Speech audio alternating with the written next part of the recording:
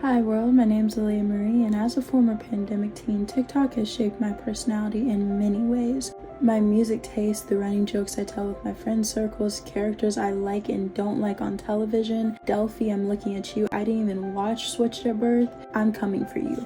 I don't like you. I remember TikTok coming out in 2016, soon after the downfall of both Vine and Musical.ly. I guess the world was just kind of itching for that soul-sucking, dopamine-stealing short-form content, I guess. I remember really hating TikTok in its infancy, but after kind of succumbing to peer pressure, I downloaded it in my freshman year, so about 2018. TikTok back then had nowhere near that kind of gravitational pull it kind of has now. Like, I remember back then, like, it was almost like loserish if you had TikTok a little bit. It was literally just dances, thirst traps, and the occasional grooming allegation, I guess. But most people back then just kind of saw it as a waste of time and a waste of phone storage, really. Now, the real question is, are they right? Were they right in saying that?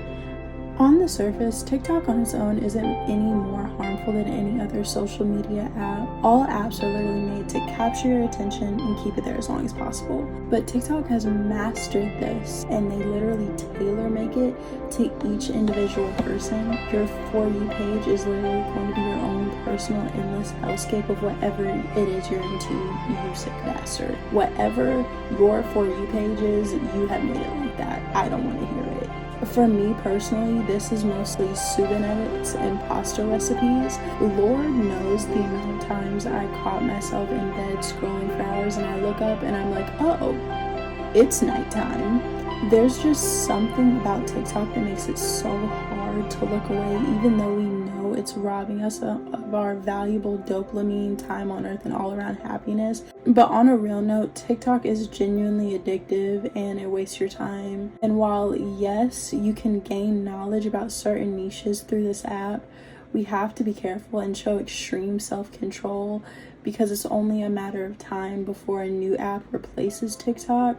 There's already YouTube Shorts, Instagram Reels, like there's already replacements. But to just see it kind of turn into this whole thing is scary. I myself am a subject of doom scrolling. I've wasted multiple hours on an app that doesn't serve me in any ways besides giving me small hits of dopamine from a like, a share, a repost. But since I'm spending less time on TikTok, I notice myself having more times for hobbies and passions. Also having the courage to pick up new ones. I have more time for drawing, painting, and writing, which are all my creative outlets that I've been doing for years.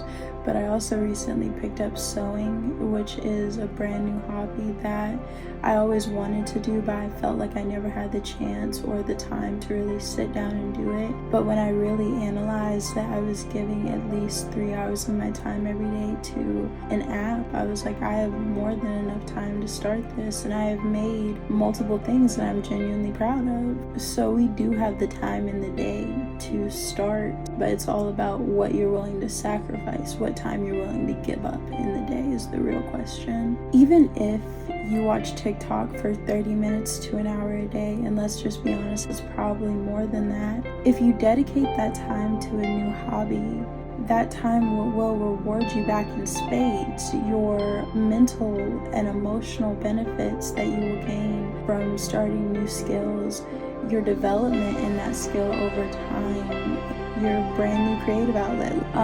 People don't really value their time as much as they should.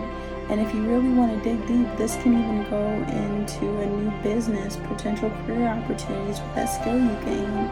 For me, the biggest thing I noticed, I have more time to read, study, and annotate my Bible. And as a Christian, this was so valuable and beneficial to me because I never really saw myself having time to read my Bible. I never really had that time in the day to do it. At least I felt like I didn't when I did. And having that insane replacement between something stealing my time, all my dopamine, all this, to a genuine relationship with God,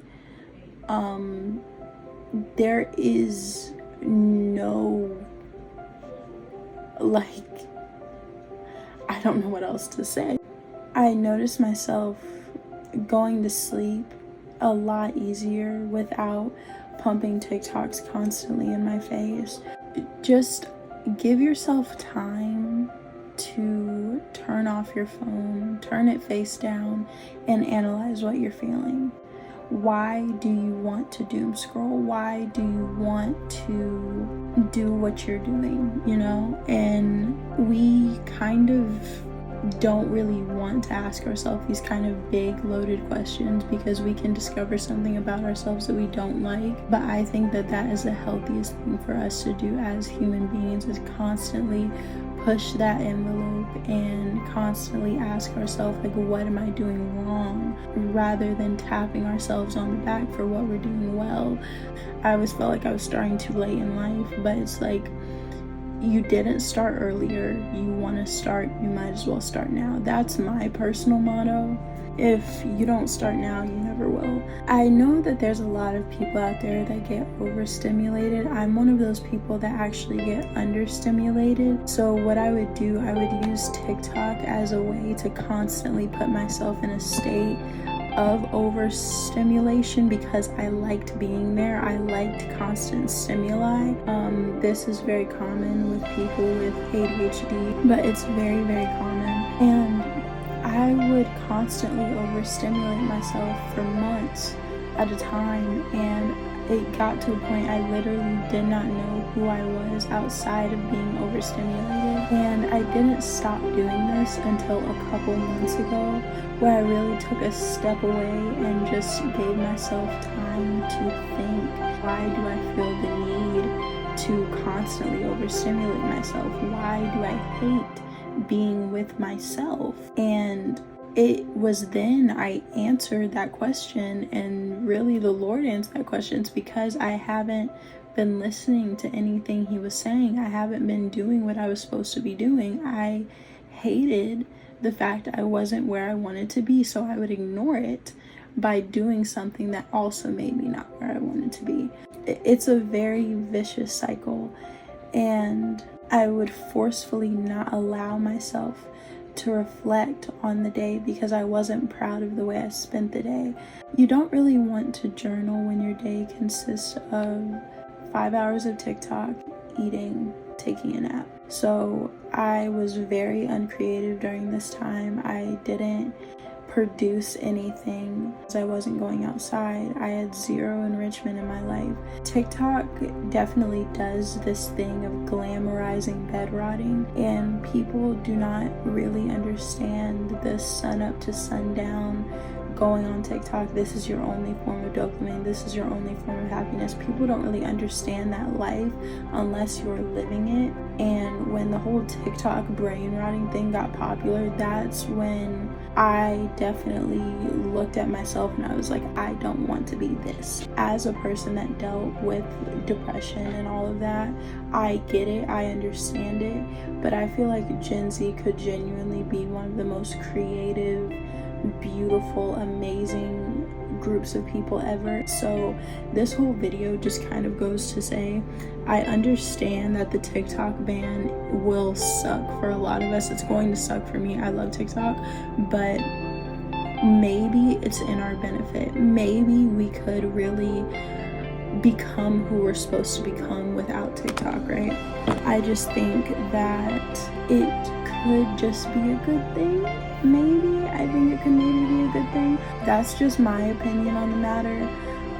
This is just a fun little video I wanted to make. I was looking at a lot of other videos and commentary about Lemonade and TikTok getting banned and all of that, so I just wanted to kind of throw my little hat in the ring. This was my first scripted video. I understand that the script kind of sucked and I didn't memorize it well, but I hope you guys liked it. I'll see you guys later. Bye.